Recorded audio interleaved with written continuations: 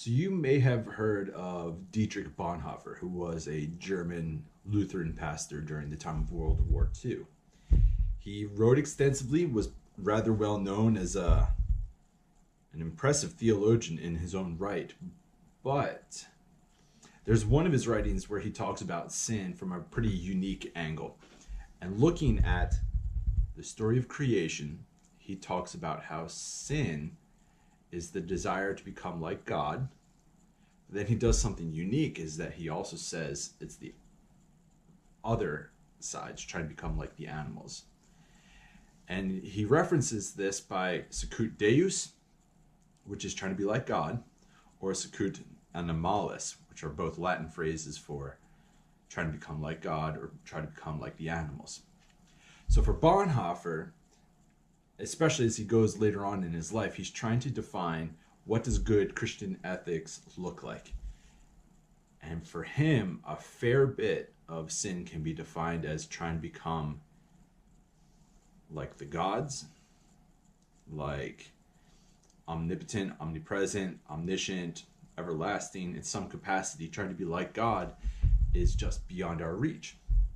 But then, if we debase ourselves too much and try to become just like the animals and only care about animalistic things, he saw that as equally bad. And so he saw an upper limit and a lower limit. And so for him, to be human means to live in that space in between, which I'm going to use another Latin phrase, and it's Imago Dei. That somewhere between trying to become like God on our own power or trying to become like the animals, there's this middle spot of just being in the image of God.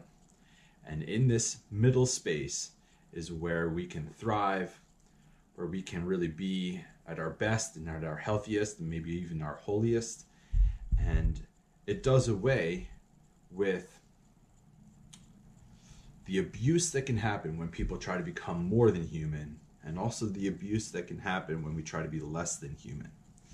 And so Bonhoeffer, I think he gives us a really helpful definition of sin as trying to be too much or too little is a problem, rather than just being in that thrive zone of just existing and thriving while being the image of God.